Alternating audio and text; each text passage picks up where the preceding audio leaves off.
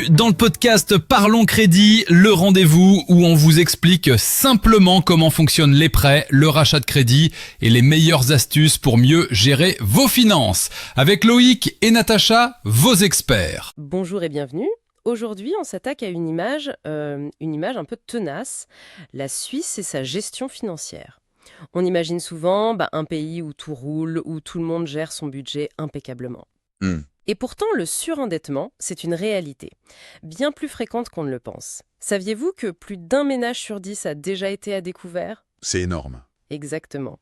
Et ce n'est pas juste une question de, disons, mauvaise gestion individuelle. C'est plus complexe. Absolument. Pour explorer un peu cette face cachée, on va s'appuyer sur un ouvrage collectif vraiment très riche, Endettement et surendettement en Suisse, Regards croisés. Oui, une excellente base. Il y a aussi des chercheurs, des intervenants sociaux. C'est ça. Sous la direction de Caroline Henschos, Tristan Coste et Fabrice Plombe, on a aussi jeté un œil à une étude du Centre européen de la consommation sur les aspects transfrontaliers, mais aujourd'hui, on va vraiment se concentrer sur la situation en Suisse. D'accord. Notre but aujourd'hui, c'est d'aller un peu au-delà des idées reçues, de décortiquer les mécanismes parfois un peu tordus du surendettement ici, comment on tombe là-dedans, quels sont les facteurs structurels propres au système suisse, comment les gens vivent ça au quotidien et qu'est-ce qui, dans le fonctionnement même du pays, peut rendre les choses plus difficiles. C'est un vaste programme. Oui, alors, mettons tout ça sur la table. Commençons peut-être par les chiffres pour voir l'ampleur du phénomène.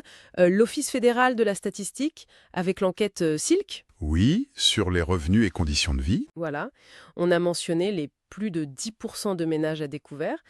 Mais il y a aussi, tenez-vous bien, 16,1% des ménages, presque 1 sur 6, qui déclarent avoir au moins un type d'arriéré de paiement. 1 sur 6, c'est considérable. C'est énorme.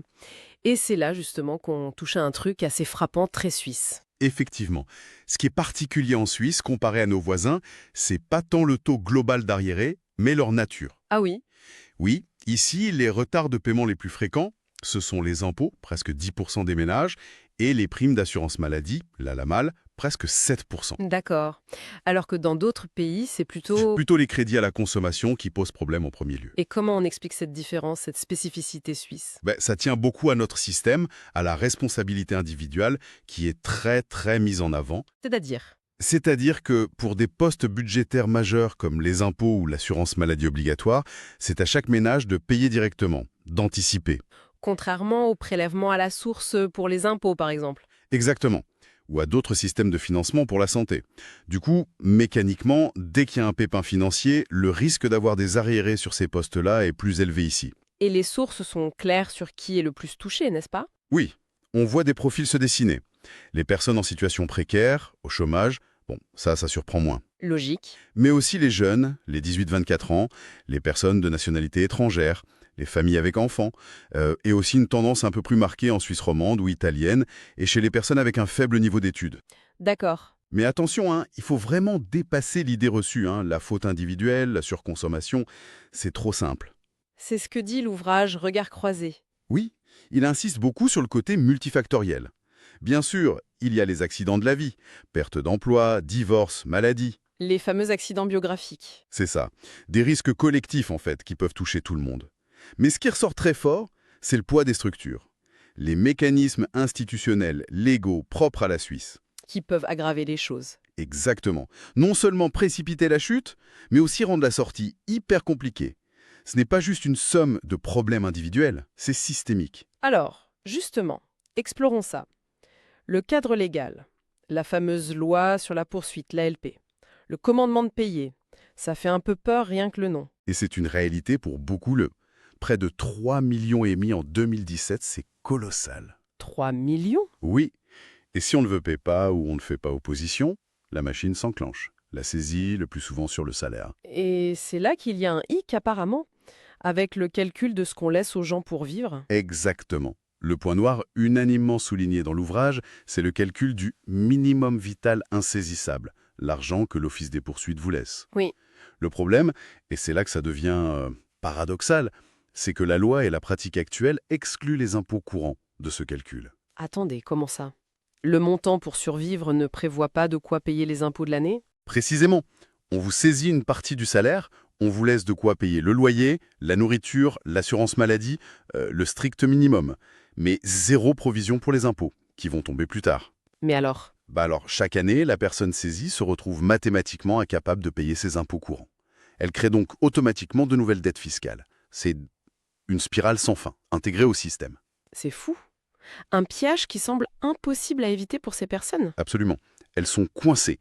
Même en étant hyper rigoureuses avec le budget de l'office, elles endettent plus auprès de l'État en plus. Et ça touche combien de monde, cette situation? Les estimations, basées sur des données cantonales, elles varient un peu, mais disons qu'entre 4 et 9% de la population suisse vit dans un ménage touché par des saisies ou une insolvabilité imminente.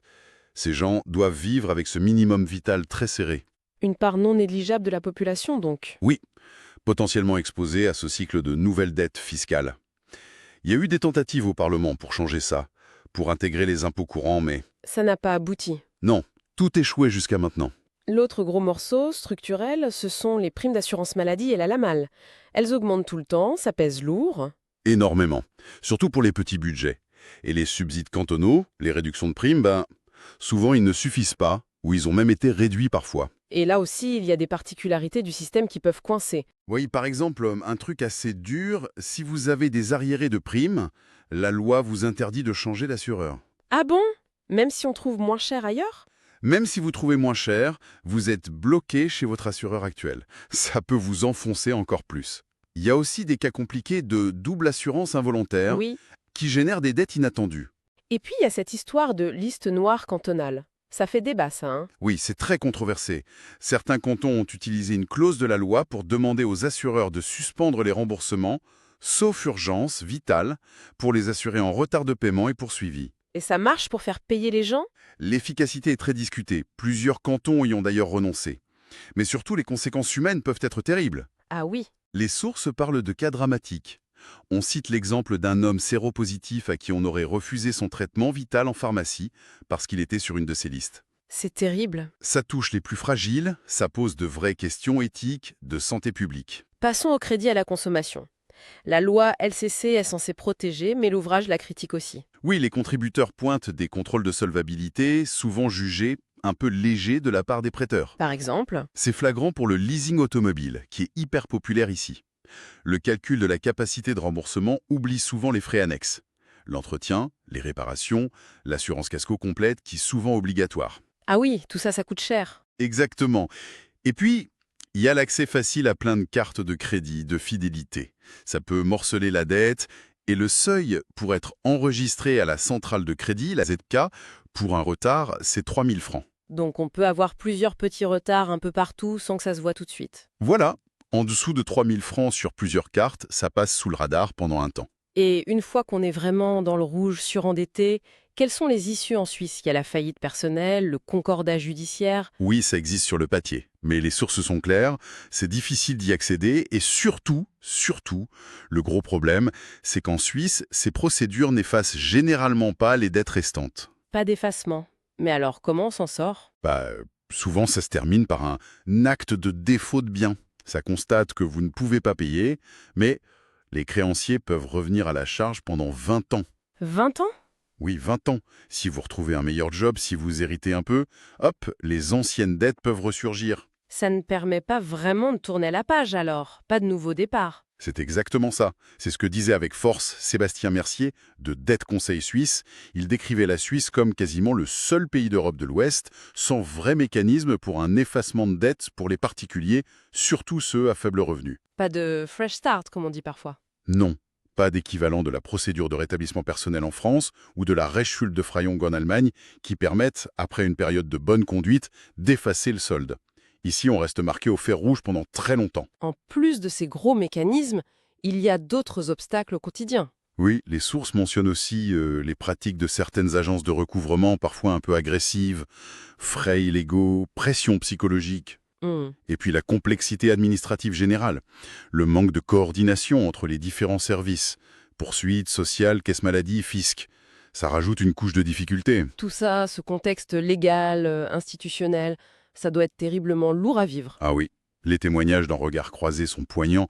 C'est le stress constant, l'angoisse, rien qu'en voyant la boîte aux lettres. J'imagine. La honte, la culpabilité. Ça mène souvent à l'isolement. Et puis il y a la stigmatisation.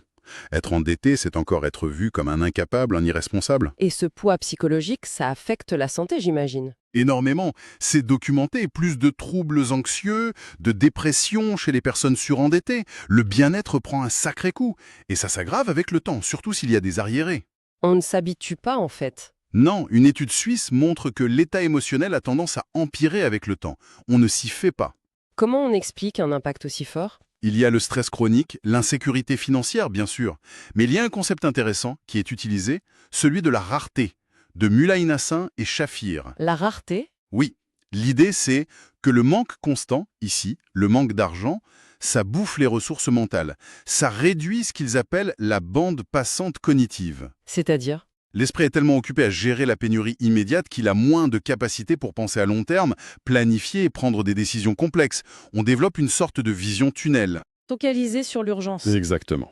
Et paradoxalement, ça peut rendre plus difficile de trouver les bonnes stratégies pour s'en sortir durablement. Et face à cette pression, cette charge mentale, comment les gens réagissent? Il y a des phases, d'après les études? Oui, Virginie Galdemar et Sarah Kidan décrivent un parcours souvent en plusieurs étapes, même si c'est pas toujours linéaire. D'abord, souvent, le déni. Faire comme si de rien n'était. C'est ça, cacher la situation, maintenir les apparences. Parfois même prendre de nouveaux crédits pour tenir, pour boucher les trous. Et après le déni? Souvent, une phase d'isolement. On se coupe des amis, de la famille, par honte, par peur du jugement ou de devoir demander de l'aide. La fameuse politique de l'autruche. Oui, ne plus ouvrir le courrier, éviter la confrontation. On se sent dépassé, parfois paralysé. Et puis il y a un moment où on essaie de faire face. Oui, une phase où on cherche activement des solutions, mais parfois de manière un peu désespérée, à tout prix. C'est-à-dire? Ça peut être positif, serrer la ceinture au maximum, trouver un deuxième job, négocier, demander de l'aide. Mais sous l'effet de la pression, de cette vision tunnel, ça peut aussi être des choix risqués. Les jeux d'argent, des crédits pourris à des taux énormes, des choses qui vont juste aggraver la situation. Ça montre bien cette difficulté à planifier quand on est sous l'eau. Heureusement, il y a des structures pour aider. Les services de conseil en désendettement. Oui, ils sont cruciaux. Le réseau d'aide conseil suisse Caritas, les centres sociaux protestants, d'autres encore. Qu'est-ce qu'ils font concrètement? Ils aident à y voir clair, faire le bilan financier, établir un budget réaliste, négocier avec les créanciers. Et il y a aussi un soutien psy important. L'ouvrage insiste sur l'importance que ces pros soient compétents, indépendants, transparents sur leurs tarifs. Pour éviter les arnaques, hein. Oui, parce qu'il y a aussi des acteurs moins scrupuleux sur ce marché. Et les assistants sociaux, ils interviennent aussi? Oui, souvent en première ligne. Leur rôle va au-delà de l'aide administrative. C'est aussi accompagner vers l'autonomie, travailler sur la gestion du budget, la confiance en soi. J'ai lu qu'ils utilisaient parfois l'entretien motivationnel. Exactement. C'est un outil pour aider la personne à trouver ses propres motivations au changement, à surmonter ses hésitations, sans lui imposer de solutions toutes faites. C'est plus efficace. Et pour éviter d'en arriver là, la prévention. Il y a des choses qui se font en Suisse. Oui, tels que projets pilotes sont cités. À Bâle-Ville, par exemple, ils ont testé un prélèvement volontaire des impôts à la source. Ah, comme en France? Oui, mais sur base volontaire, pour ceux qui le souhaitent, pour éviter la grosse somme en fin d'année. Ou à Fribourg, un partenariat avec des entreprises. Si un employé demande souvent des avances sur salaire, ça peut être un signe. Et l'entreprise peut l'orienter vers de l'aide? Discrètement, oui. C'est l'idée. Ce sont des initiatives intéressantes, mais ça semble un peu ponctuel, non? Oui, c'est utile, mais ça reste très axé sur la détection précoce, la responsabilité individuelle, mieux gérer, se faire aider. Alors que le problème est aussi structurel. C'est ça le message principal de l'ouvrage. L'éducation financière, le soutien individuel, c'est nécessaire, mais ça ne suffit pas. Si on veut vraiment changer la donne en Suisse, il faut s'attaquer aux causes profondes. Celle qu'on a évoquée, le calcul du minimum vital. Oui, les problèmes avec la LAMAL, les failles de la LCC, et surtout, cette absence de vraies procédures d'assainissement qui permettraient d'effacer les dettes. Donc pour résumer, le surendettement en Suisse, c'est loin d'être juste une histoire de mauvaise gestion individuelle. C'est complexe, influencé par les parcours de vie, oui, mais surtout façonné par des spécificités suisses, légales, institutionnelles, procédurales. Le minimum vital sans les impôts, les pièges de l'assurance maladie, l'absence de fresh start, tout ça rend l'expérience dévastatrice. Précarité, stress, honte, isolement. Et les portes de sortie, elles sont très étroites. Surtout si on compare avec les voisins. Tout à fait. Et ça soulève une question de fond, je crois. Au-delà de l'aide individuelle qui est indispensable, hein, entendons-nous bien. Oui, bien sûr. Comment on peut collectivement repenser un système qui parfois semble non seulement ne pas aider, mais carrément piéger les gens dans des dettes insolubles. Quelle place on veut donner à l'idée d'une seconde chance, d'une remise à zéro? Exactement. Est-ce qu'on continue à voir ça comme une faveur, un risque de laxisme, ou est-ce qu'on pourrait le voir comme un investissement social? Un investissement? Bah oui, un investissement pour permettre à des gens aujourd'hui paralysés par leurs dettes de redevenir actifs économiquement, socialement, libérés d'un fardeau qui plombe leur avenir et celui de leurs enfants aussi souvent. Est-ce qu'il ne serait pas temps d'oser s'attaquer plus directement aux points les plus durs du système? Comme l'intégration des impôts dans le minimum vital. Par exemple, ou créer enfin une vraie procédure d'assainissement qui offre une perspective réelle de sortie, même pour les plus démunis. C'est une vraie question de société. Merci d'avoir écouté Parlons Crédit, le rendez-vous où l'on démystifie ensemble le monde du crédit. Si cet épisode vous a aidé à mieux comprendre vos finances, pensez à vous abonner et à partager autour de vous. On se retrouve très vite pour un nouvel épisode, toujours avec des explications simples et concrètes, pour que le crédit n'ait plus de secret pour vous.